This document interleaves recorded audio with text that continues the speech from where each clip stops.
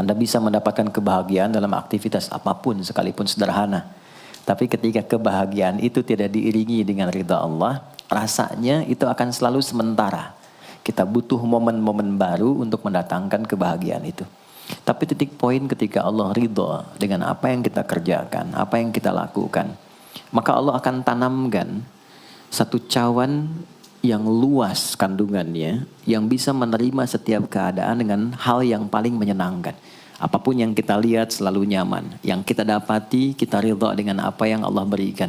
Keadaan itulah yang oleh Nabi itu diungkapkan dengan komen yang sangat simpel tapi dalam isinya. Kata Nabi, ajaban diambil mukmin. Orang beriman itu kalau benar imannya, maka kehidupan itu mengagumkan. Bila dia mendapatkan kesuksesan, dia iringi dengan kesyukuran. Sehingga sifatnya tetap proporsional. Dia sukses tapi ada keseimbangan dengan syukur. Sehingga tidak berlebihan menyalurkan kesuksesannya itu.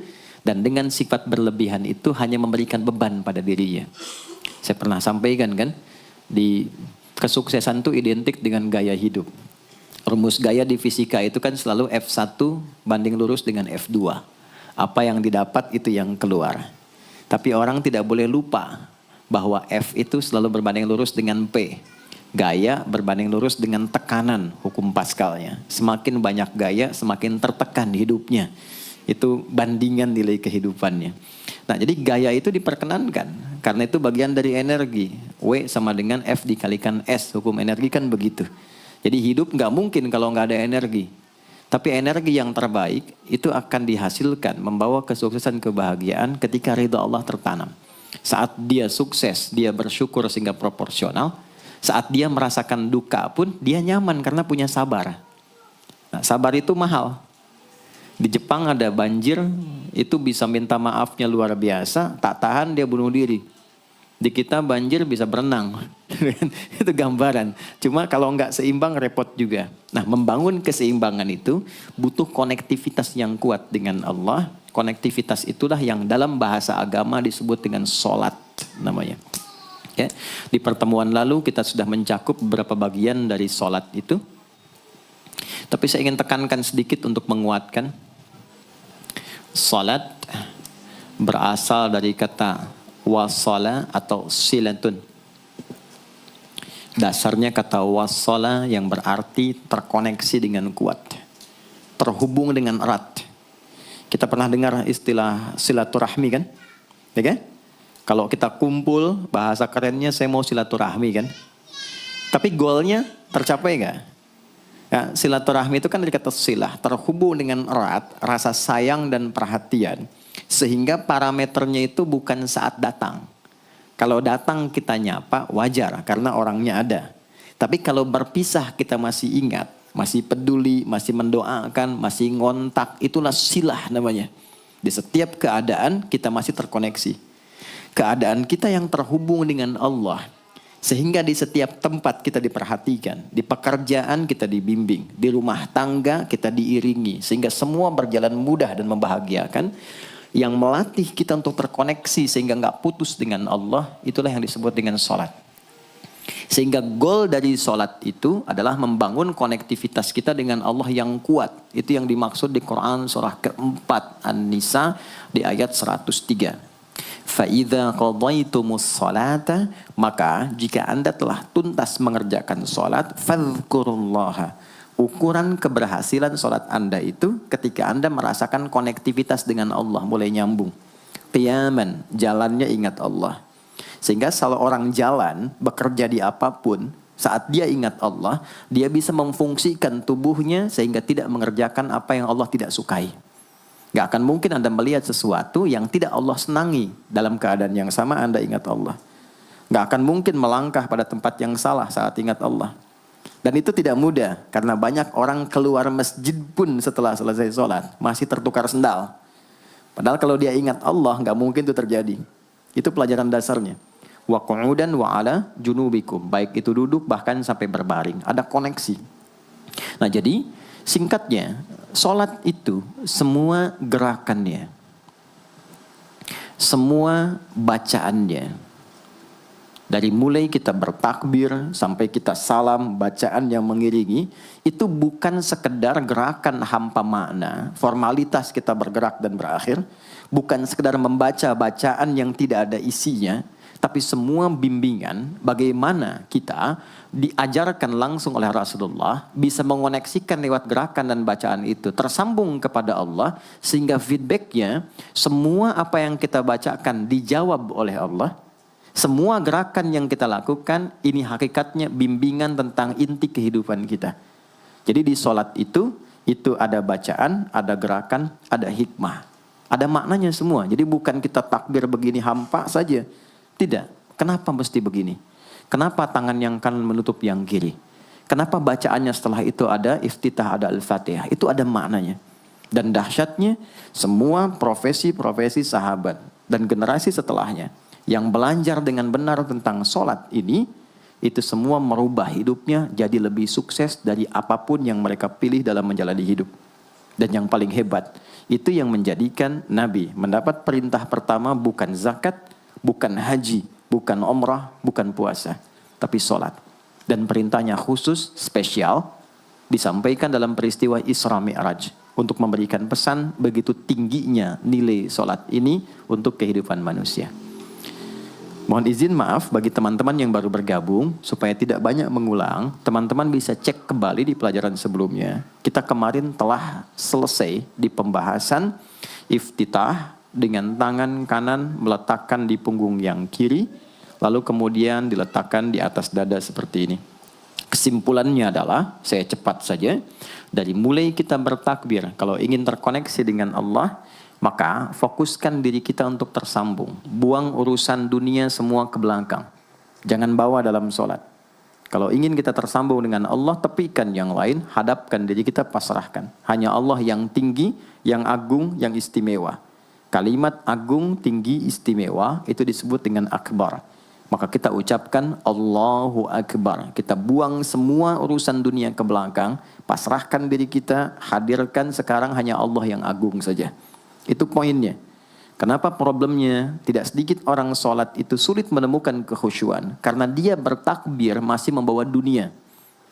Dia tidak sholat dengan memahami gerakan takbirnya.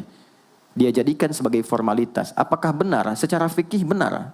Gugur kewajiban, dapat pahala sesuai keikhlasan, tapi value dari sholat yang mahal itu nggak dapat. Itu poinnya. Buang semua urusan dunia, kemudian tambatkan diri kita hanya kepada Allah. Dan uniknya kata Nabi, di fase itulah setan mulai bertugas yang mengganggu kita, supaya kita tidak fokus untuk memahami dan melakukan apa yang kita baca dan kita gerakan. Ada setan khusus menggoda orang sholat, namanya khanzab. Nanti ada 9 jenis setan yang detil tugasnya itu berada di sekitaran kita. Mungkin satu kali Mas Baim kita belajar tentang fikih setan. Belum pernah ada kan ya?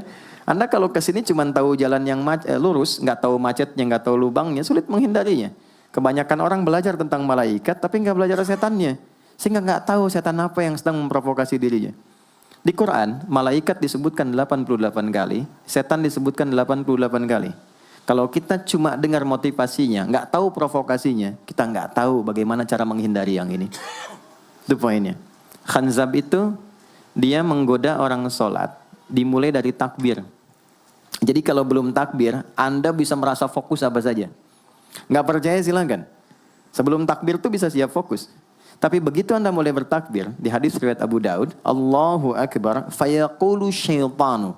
Maka di sini setan mulai tugasnya untuk mengganggu orang supaya nggak dapat nilai-nilai tadi. Maka dia berkata, udhkur kadza. Kamu ingat ini ya, kamu ingat itu ya. Betapa Anda memulai dengan membuang semua urusan dunia. Tapi kalau sudah takbir, itu setan yang install. Masuk sendiri dia. Makanya kalau nggak percaya silakan nanti zuhur tuh ya. Begitu Anda takbir, itu masuk semua. Ingat ini, ingat itu, mobil parkir di mana. Sampai ceramah saya sekarang pun itu akan masuk. Ingat ya, ada setan yang goda. Nah itu setan itu. Itu setan sendiri. Membuat kita itu begitu lupa. Sampai lihat ujung hadisnya. Hatta la yash'ural musalli kam raka'atan yusalli. Sampai nanti akan ditemukan orang sholat. Dia tidak sadar berapa rakaat sedang menunaikan sholatnya. Nah, itu kalau Nabi sampaikan pasti terjadi. Poin. Untuk kita bisa mengatasi itu, poinnya apa? Quran surah ke-29 dulu, ayat 45. Quran surah 29, Al-Ankabut, ayat 45. Di Islam tuh uniknya begini, istimewanya.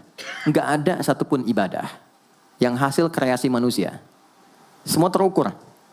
Ini dalilnya, alasannya, landasan kita ibadah itu dari Tuhannya ini. Penjelasan contohnya ini dari Nabi. Pakemnya begini, kodifikasi ilmunya seperti ini. Sehingga terjaga sampai kapanpun. Dan tidak ada satupun yang kita kerjakan dalam ibadah, kecuali semua punya landasan yang kuat. Dan hebatnya diterangkan. Ini caranya, ini bacaannya, ini maksudnya seperti ini hikmahnya. Kenapa Anda begini? Kenapa begitu? Hasilnya apa? Ketika seseorang sedang memulai sholatnya, dari awal dia pengen fokus, tapi ketika dia mulai bertakbir, muncul godaan, maka sebelum sholat ditunaikan, Allah sudah ingatkan, Utlu ma uhya ilaika minal kitab. Utlu itu dari kata tilawah. Artinya baca, pahami, amalkan apa yang telah dipahami itu. Jadi sejatinya sebelum sholat, kata Allah kalau ingin menikmati sholatnya, ingin tahu value dari sholat dan dihasilkan seperti orang dulu meraihnya, maka jangan kita terfokus untuk formalitas saja. Yang penting benar bacaan, takbir sampai salam terjaga. Betul, sekali lagi, itu menggugurkan kewajiban, formulasinya selesai, secara fikih tuntas, tapi hikmah sholat yang tadi itu kita nggak dapat. Maka yang terjadi apa? Baca dulu, tilawah, utlu, baca, pelajari dulu, sebelum sholat. Kemudian pahami, kenapa takbirnya begini? Kita kemarin sudah belajar. Kenapa tangan kanan menutup yang kiri? Apa maksudnya sampai kita diperintahkan sholat? Bagaimana kemudian saat kita baca Al-Fatihah? Kenapa yang dibaca itu? Apa yang jadi bimbingan dari Al-Fatihah untuk kehidupan kita? Kalau sholatnya seperti itu akan merubah hidup kita. Itu langsung Allah sampaikan demikian. Lalu kerjakan, wa aqimis shalah, tunaikan sholat seperti aku tadi isyaratkan, kata Allah. Inna sholata tanha 'anil fahsya wal munkar. Maka jika engkau menunaikannya seperti itu, sholat akan merubah hidupmu. Itu kata Allah tuh. Minimal mendorong kita berbuat jadi lebih baik. Jadi bukan sekedar menjadikan kita pribadi baik, tapi semua yang kita kerjakan menjadi lebih baik. Itu sholat. Itu yang bisa merubah seorang Jundub bin Junadah yang dikenal dengan Abu Dzar Al-Ghifari. Ini teman-teman, kenapa Ghifar itu viral? Ghifar itu adalah desa pembegal. Jadi semua sekampung begal semua. Sekampung. Pimpinannya namanya Jundub bin Junadah. Jundub bin Junadah. Singkatnya masuk Islam. Saat masuk Islam, secara singkat saja, Nabi arahkan, diajarin sholat.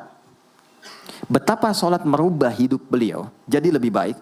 Kembali ke kampungnya, mengajarkan, singkatnya apa? Madinah heboh dengan kedatangan tapak kaki, yang ternyata itu orang-orang Ghifar. Sekampung kurang lebih masuk Islam, dan berubah jadi orang baik semua.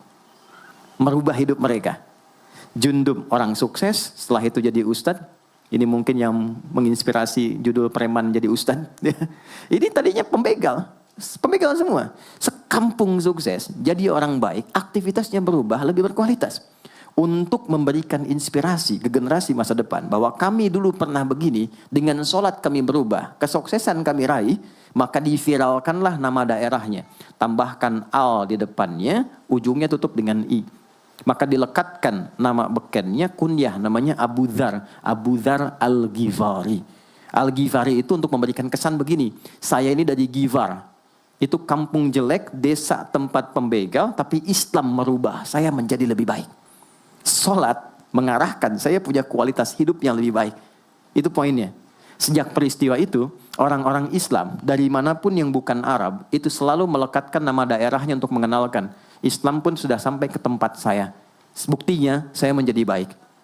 Ada namanya Muhammad, punya bapak namanya Ismail, punya kakek namanya Ibrahim, kakek buyutnya Al-Mughirah, eyang buyutnya Al-Bardizbah, tinggal di kecamatan Ju'fah, kabupatennya Bukhara, provinsinya Khorasan, negaranya Uzbekistan sekarang. Maka karena dari Bukhara, dia kenalkan diri, datang ke daerah Arab, saya dari Bukhara. Rumus yang sama, tambahkan al di depannya, ujungnya i. Maka dia katakan, Ana Al-Bukhari. Itulah Imam Al-Bukhari. Bukan orang Arab. Kita punya guru besar Syekh Nawawi dari Banten. Ana Nawawi Al-Bantani. Ana Ahmad Yasin Al-Padangi. Tapi kesan kota itu untuk menunjukkan Islam telah sampai ke tempat saya dan merubah saya menjadi lebih baik. Kang Baim datang ke Mekah umrah, katakan saya Baim Bong al tanah kusiri. Maka kesan yang dibangun itu telah sampai ke tempat saya, merubah saya lebih baik. Saya Arman al Pondok Indahi misalnya kan, tidak masalah. Itu sah. Dan orang mengenal, oh rupanya Islam telah ke setiap wilayah. Tapi value-nya sampai enggak. Jangan cuma kita katakan saya dari fulan, saya dari tempat A. Poinnya adalah apa yang merubah engkau dari Islam menjadikan engkau lebih baik. Jadi kalau ada orang Islam mengaku Muslim, lisannya tidak lebih baik. Maaf sekali, telinganya mendengar tidak yang baik, perilakunya kurang baik, maka dipertanyakan klaim keislamannya. Sudah sejauh mana saya mendapatkan keberkahan dari Islam itu?